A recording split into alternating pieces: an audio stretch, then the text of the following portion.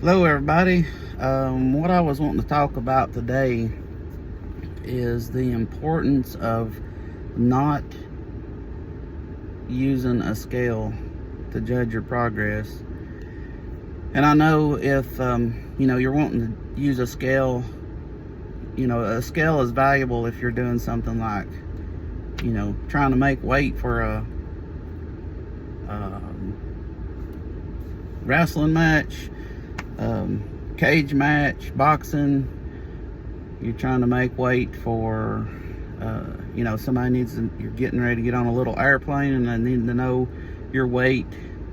That part is important, but using a scale as a way to measure your progress as far as body composition is, in my opinion, is more of a hindrance and will hold you back more than it will ever help you. Maybe it will make you feel good because of that number is getting lower, but as far as it helping you get to your goal of changing the way you actually look, lowering fat, building muscle, getting leaner, getting bigger, whatever the goal is, it's going to hold you back more than it's going to help you. And I say that from being, in the beginning when I first started doing all this, the scale held me back way more than it ever helped me. And simply for the reason that it's not only when we lose weight, it doesn't mean we're just losing fat. When we're gaining weight, it doesn't mean we're just gaining fat or gaining muscle. I see a lot of guys just getting into this and they get on the weight. I need to weigh a certain weight, and they'll end up doing nothing. They'll see the scale going up, they'll see their body getting bigger, shirts getting tighter, but they're not paying attention to the way they're looking, and really all they're doing is retaining water and gaining a bunch of fat, which I've told people before that you can do that. You can put on 10 pounds of fat and water weight really fast, and it almost appears to be muscle for a short period of time, because your skin's tighter. Your skin's got all this extra fat under it for a small skin that was originally, a skin for a 10-pound lighter person or a 20-pound lighter person. And now all of a sudden you've put this influx of fat in it, so now it's like your skin's really tight, you appear bigger, and you're thinking that you've gained all this muscle, when in fact, when the skin stretches out and the metabolism finally slows down from the revving that you gave it from eating all those extra calories and bulking, as they say, eating to be big, eating big to be big, then when that stretches out and like I say, the metabolism slows down, you've got a mess on your hands. And I'm saying that from experience. I've done that several times when I played the scale game. Playing the scale game, getting ready for bodybuilding competitions, caused me to place low in those competitions more than anything, any other thing. I mean, I had it in my mind that I wanted to not go below 180 when I stepped on stage. And so I would come in at 185, 183, when if I had and then place low because I was just not lean enough. And had I lost, 10 more pounds, would have been shredded to the bone, won the contest, and looked 185 instead of being 185 and looking, smaller. Because, as you get leaner, you're going to appear bigger. But I'll say, you know, like, and as you gain size, as you progress in this working out, gaining muscle, as you're holding, the more muscle you carry, the more dynamic your body weight is going to be anyhow, because muscle retains so much glycogen, which is essentially sugar water. It's 1 carb and 1 gram of carb to 3 grams of water. It retains the muscle is the storage tanks for the glycogen. So the more you gain or have, muscle wise, the more dynamic, as I say, more up and down fluctuations in body weight you can have, and it's nothing more than glycogen. You can, I've went a few days with low sleep, and that not getting enough sleep will lower your insulin sensitivity. You lose insulin sensitivity, the body releases the excess amount of glycogen, and boom, you've lost, I've lost as much as, I think, 15 pounds one time in a weekend, simply because I was getting hardly any sleep.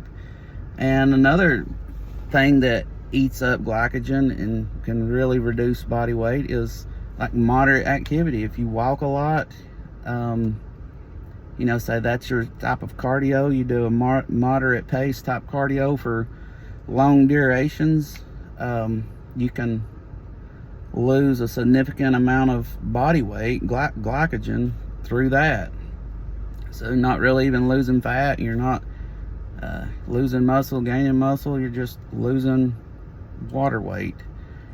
And I've done it remodeling a house, to where that was, carrying boards, hammering, lifting, stuff like that. It was kind of like moderate activity that I done all day long, and consistently I would weigh myself at work on a certified scale Thursday before I left, and when I came back Monday morning, I would be 15 pounds lighter in body weight every weekend, and it would take me that whole week to gain it back.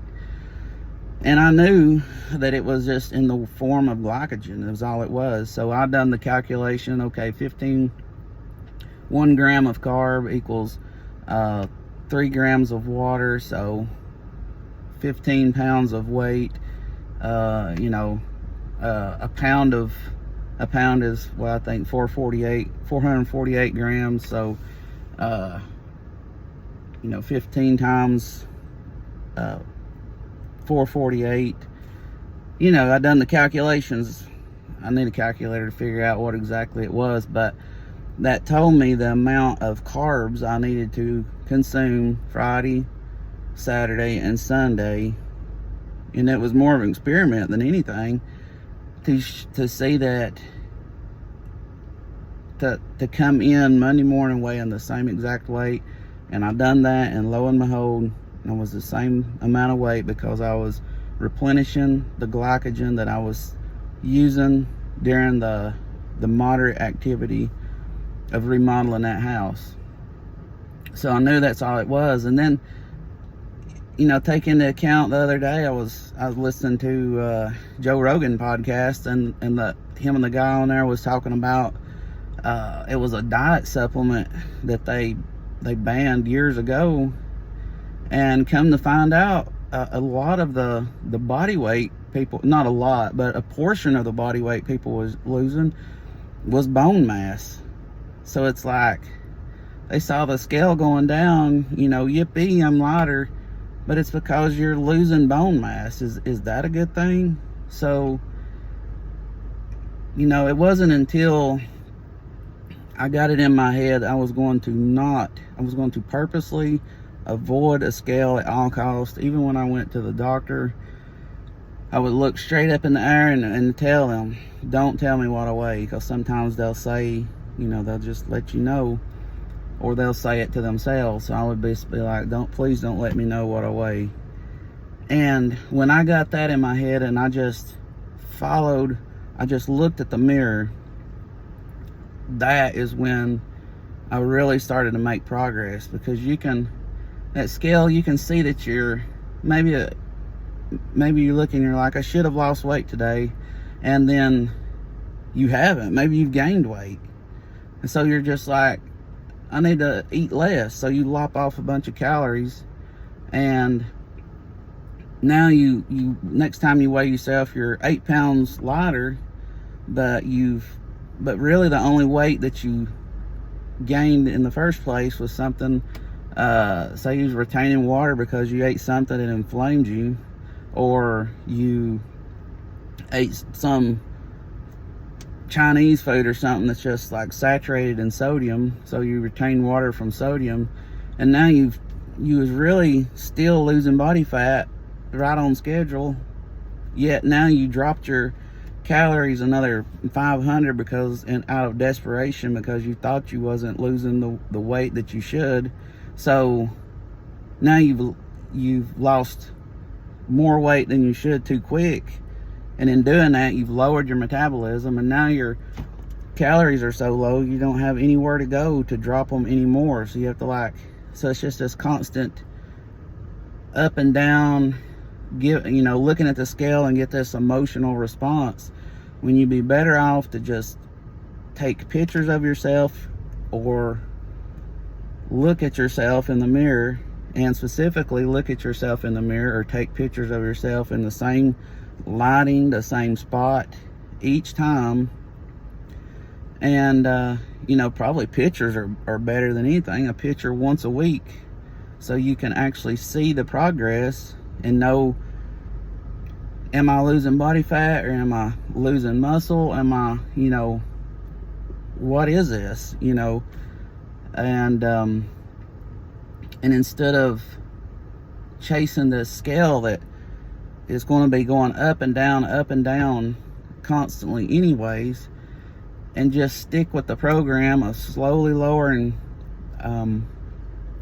your calories while you're doing, extra cardio, or slowly raising your calories, and noticing, like